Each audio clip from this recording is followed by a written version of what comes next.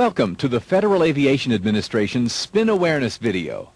This video is a product of the FAA's Safer Skies agenda, a renewed commitment between FAA and the industry to develop educational programs designed to reduce the number of aviation accidents.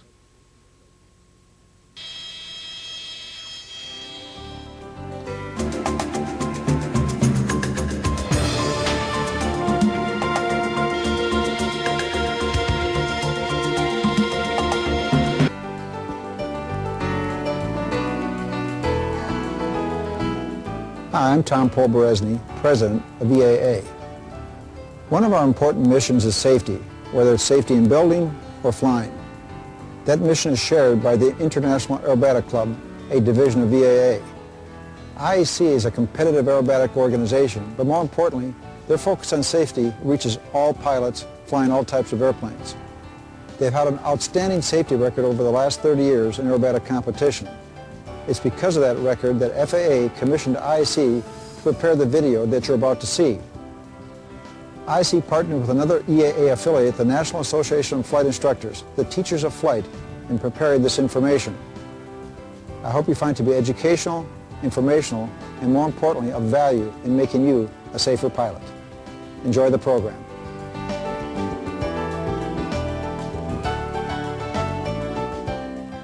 Michael Goulian can boast such accomplishments as being named U.S. Unlimited National Champion, being a three-time member of the U.S. National Aerobatic Team, and securing multiple medals at the World Aerobatic Championships. Goulian is also a certified flight instructor, specializing in aerobatic instruction. In his spare time, he amazes crowds with spectacular airshow performances. Debbie Ryn Harvey's long list of credentials includes being a three-time top finishing female at the U.S. National Aerobatic Championships. She has also represented the United States in 8 World Aerobatic Championships, where she flew away with a number of medals, including a gold team medal in 1988. Ryn Harvey, like Goulian, is a certified flight instructor, an examiner, and is a captain for Southwest Airlines.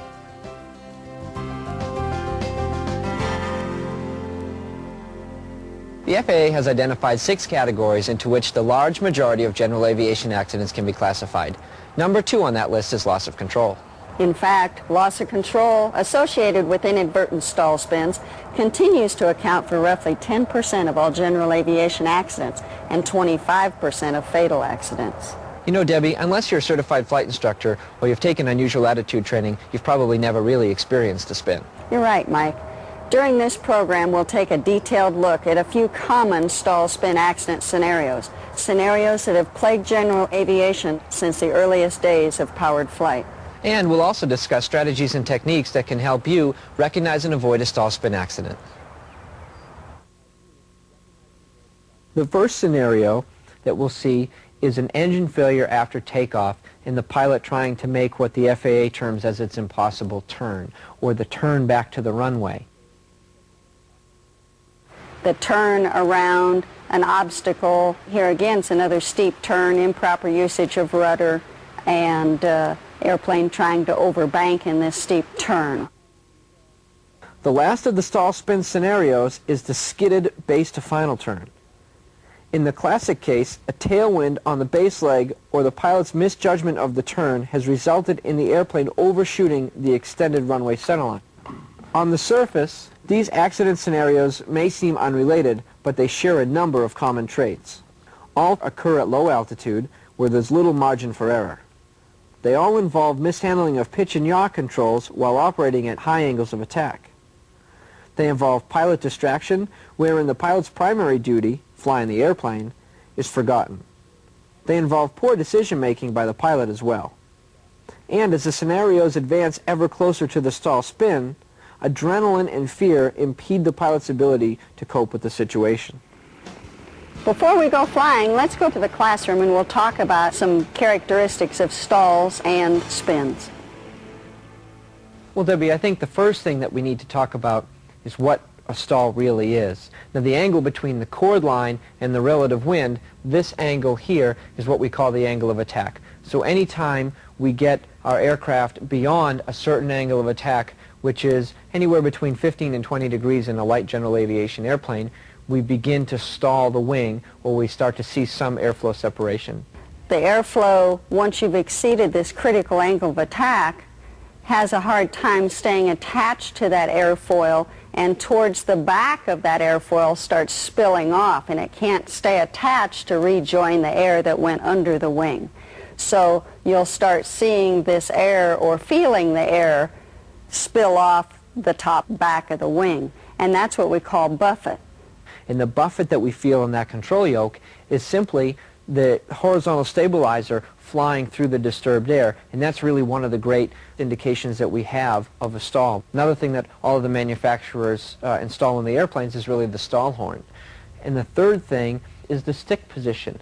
There is no better indication of how close we are to a stall, or what our stall margin is, as to how far the stick is back. As the stick comes back, our stall margin decreases. So I can be flying in the back seat of my decathlon teaching an aerobatic student. I don't even need to know what the airspeed indicator says. I know how close to a stall I am, both either doing a loop or slowing down to show a stall, or in the stern just by where the stick position is. And that's really my greatest indicator of my stall margin. The airspeed and the airspeed indicator are really secondary means of stall indication. Angle of attack is really what we're concerned with. Okay. There are some other factors that affect the stall, some being contamination on the wing. We talk about ice, things as small as bugs, dirt, any type of contamination on the leading edge of the wing that will disturb the airflow over the wing affects the stall. Another thing that affects the stall is the weight of the aircraft. Obviously, this little wing needs to support the whole weight of the airplane, so the heavier the aircraft, we also have an increase in stall speed. And the last thing I think we should probably talk about, and the most important one, and something that a lot of people don't really understand, is bank angle and its effect and correlation with the load factor. Some people call it G-force or load factor. It's really the same thing. And we've put 3 airplanes on the board here for the discussion purposes. When I train my students, I try to teach them that the wing is most efficient in level flight. It's designed to fly in level flight, but when we start to put that airplane on its side or bank the airplane, we lose some of its lifting efficiency, and some of its vertical component now has to become horizontal component. Well, what does that really mean? It means when we bank the plane, the wing's lifting capability isn't really as efficient as we want it to be. So what will happen when we bank the airplane? If we don't do anything, the nose will drop in the turn. The airplane will turn with horizontal component of lift, but it will descend. So what do we need to do as pilots to maintain level flight? We need to bring in a little bit of back pressure. What happens when the stick comes back? The angle of attack increases. Well, we can see here at a 45-degree bank, the stall speed is increased to 48 knots because we have a higher load factor on the airplane in the turn. And then if we exaggerate that more to 60 degrees of bank, the stall speed on a Cessna 152 is 57 knots. Well, amazingly enough, the best angle of climb speed on a Cessna 152 is right around 57 knots. And we're not really used to looking at the airspeed indicator around 60 knots and seeing a stall. But if we're in a 60-degree bank turn and we're slow and we're turning and we're trying to maintain level flight, we're closer to the stall margin than we really think. And that's really, I think, one of the biggest stall spin scenarios is a tight turn like that, steep angle of bank looking at an object on the ground, and that starts our stall spin scenario. Each bank angle corresponds to a specific G-load during steady turns. For example, 0 bank angle is equivalent to 1 G. 30 degrees of bank results in 1.15 Gs. 45 degrees of bank results in 1.41 Gs. And 60 degrees of bank results in 2 Gs. And remember that stalls can occur at any airspeed, in any attitude, at any power setting. The stall in itself is a very gentle, a very benign maneuver that we learn really from our earliest phases of flight training. All the stall really is a loss of lift that we recover by simply easing forward on the back elevator pressure that we have, reducing the angle of attack, and the airplane flies again. It's the coupling of the yaw and the stall that gets us into our incipient spin. There's many factors, as we've learned, of yaw that occur. The first one is really improper use of the rudder. We either use too much rudder or not enough rudder. And really, what we mean by improper use of the rudder, anytime we fly in uncoordinated flight. Well, anytime we're in uncoordinated flight, we're really flying with a side slip or a yaw, and that in a stalled condition will lead to the beginning of a spin or one wing coming over the top, or auto rotation as it's called. And another very, very big factor of yaw is all of the left turning tendencies that come with P factor, spiraling, slipstream, and torque as the major concerns. Pilots need to recognize and break the two-part process of stalling and yawing before it happens. We cannot rely on any one particular cue. We must continuously integrate all the available cues together to form an overall picture of our stall potential.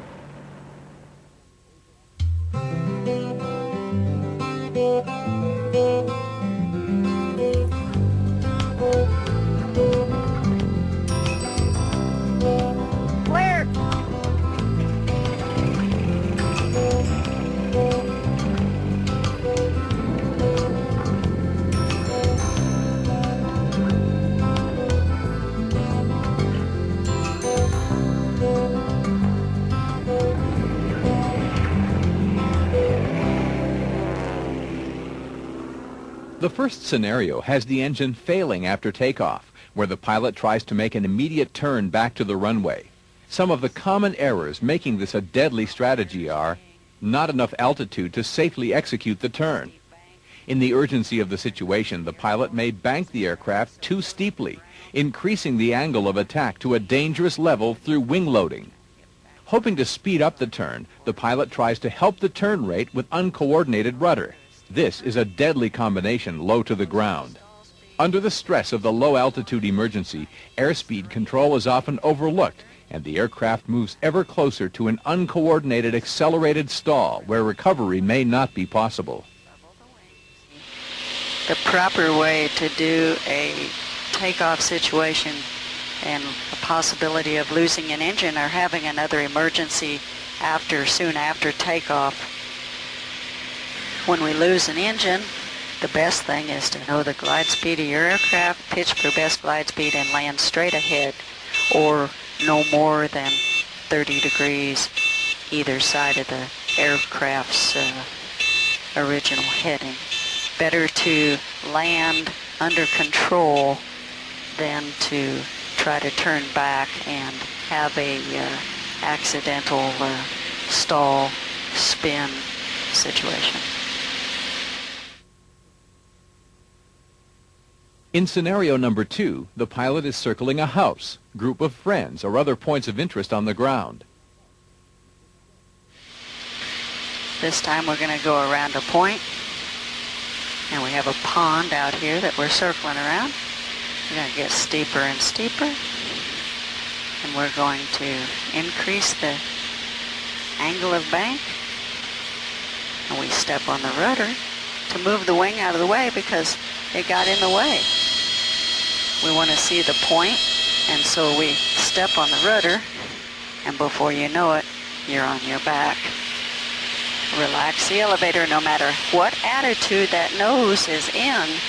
Even though you're pointed straight at the ground, you still have to relax the elevator, level the wings, and return back to normal level or cruise flight. Now Debbie is going to repeat the scenario, this time with the application of top rudder, as if trying to prevent the nose from going below the horizon. Circling a point, we get steeper, the nose tries to fall, so we step on top rudder. And it's going to be an accelerated stall, which the aircraft is closer and closer to stall speed. It rolls over the top. We relax the elevator, roll the aircraft wings level with rudder and aileron, and then pitch the nose back up to just above the horizon. On the turn around a point or turn around a ground object, we want to make sure that we don't induce yaw with rudder, and that you just vary your bank to control your drift and circle around that point. As we go faster and we get downwind, the bank angle needs to steepen up and increase the pitch attitude slightly to compensate for that increased bank. Stall speed increases as bank increases.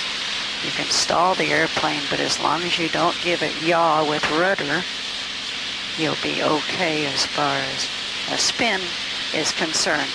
The aircraft can't spin if it doesn't have yaw. Feel it in your seat. If you get pushed to the inside of the turn or the side that you're turning into, you know that you probably need some rudder.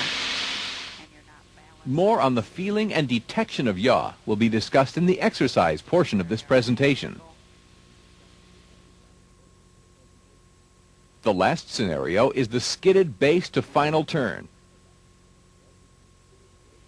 In the classic case, a tailwind on the base leg or the pilot's misjudgment of the turn has resulted in the airplane overshooting the extended runway center line. Misjudging the wind situation, or just misjudging the rate of turn that is necessary to turn onto final, we get blown beyond the extended center line of the runway. Now steeply banked with low airspeed and a high angle of attack, the pilot applies rudder to expedite the turn. Unfortunately, the rudder does not have the desired effect and simply yaws the nose down below the horizon, while causing the bank angle to become even steeper. Often the pilot freezes on the rudder and focuses instead on recovering the nose-low pitch attitude by pulling further aft on the elevator control. Simultaneously, the pilot applies opposite aileron to control the steepening bank angle. These are perfect inputs for an abrupt spin entry. What we want to do is, if we see that we're going to get blown beyond the center line, either steepen up the bank, but keep the nose down so that you can steepen up the bank and not get close to critical angle of attack. If you don't feel comfortable steepening up the bank, then level the wings and go around. These scenarios share a common thread. The airplane is allowed to operate too close to the critical angle of attack with the presence of yaw or side slip. Let's take a look at two basic flight maneuvers that influence yaw. Anytime our nose is above the horizon, you'll notice the airplane wants to yaw to the left. The ball goes to the right, but also we can feel it in our body. Our body gets pushed to the right. And you'll notice if you look out the front of the airplane is yawing to the left. If you push on the right rudder to stop the yaw, to keep the nose straight ahead of you, to keep it on a point, it takes right rudder. Debbie brings out a very good point on feeling and reacting to yaw. In essence, you as the pilot can become like a ball in a turn coordinator. If you feel yourself being pushed to the left, you know you need left rudder. Conversely, if you feel yourself being pushed to the right, you need right rudder. Bottom line is to be active in seeking that balanced position in your seat. Notice that when we bank into a left turn, the nose will yaw to the right initially and then come to the left. So left bank, the nose goes off to the right and then goes to the left. And we'll do the same to the right. When you bank to the right, the nose initially yaws to the left and then yaws back to the right. So what we need to do to correct for that yaw the wrong direction is use a little bit of rudder in the direction of our bank. So we roll into a left bank turn and a little bit of left rudder, and the nose stays in front of you. You stay balanced in the seat. As we roll out of the turn, roll back to the right. With a little right rudder, the nose stays turning to the right and it doesn't yaw off heading. Let's review some exercises that promote awareness and coordination.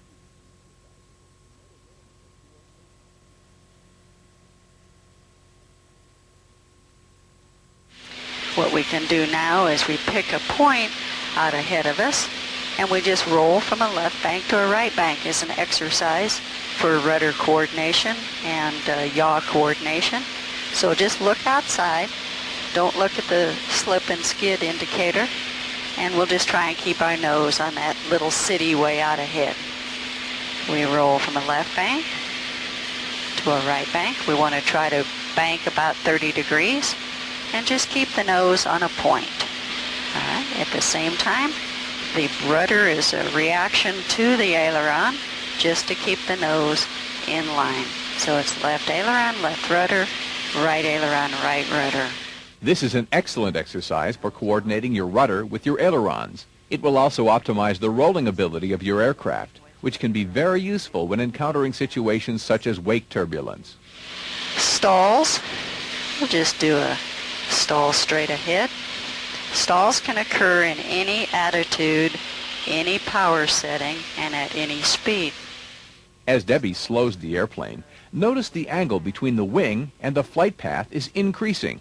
Because angle of attack is what ultimately defines when a stall occurs, it would be very advantageous to a pilot to maintain awareness of this angle in conjunction with airspeed. Also, as the angle of attack approaches the critical angle, where stall occurs, awareness of side slip is paramount in preventing unwanted lateral control problems. Proper management of yaw is required for clean brakes during the stall.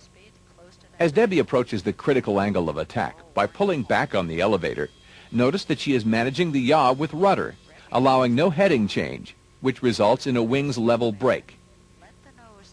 She then applies full power and lowers the nose slightly to reattach the airflow across the wings. As airspeed increases to a safe level, complete the recovery using the procedures listed in the flight manual for the aircraft you're flying. All right. Another stall. Just slow the airplane down.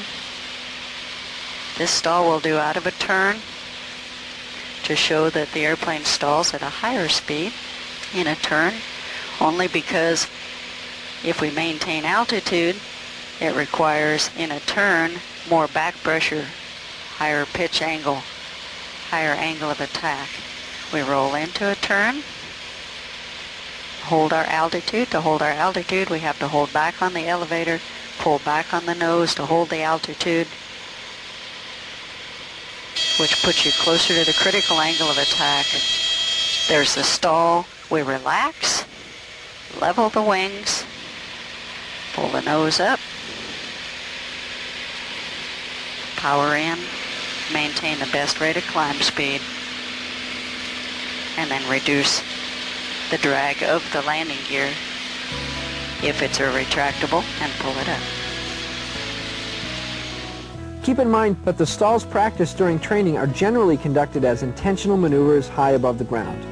While stall practice is important for all pilots, realize that these intentional stalls represent a small sampling of the many stalls possible, not just the select few we become familiar with during stall training.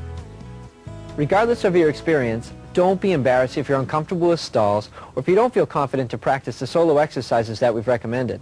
It might be interesting to know that a number of today's top aerobatic pilots, including myself, once feared stalls and spins.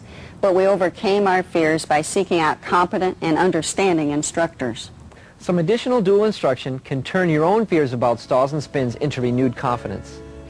Never stop being a student. Learn all you can about stalls and spins. Stay current with slow flight, know the limits of your airplane and your own skills. Exercise good judgment, especially when flying near the ground. Get some additional dual once in a while and learn to break the two-part chain of stalling and yawing. I hope you've enjoyed this presentation. More importantly, I hope you've gained valuable insights that will make you a better and safer pilot. If you're interested in learning more about aircraft performance, consider joining IAC. They have outstanding information available for its members. If you're a flight instructor, NAFI welcomes you. Clear skies and safe flying.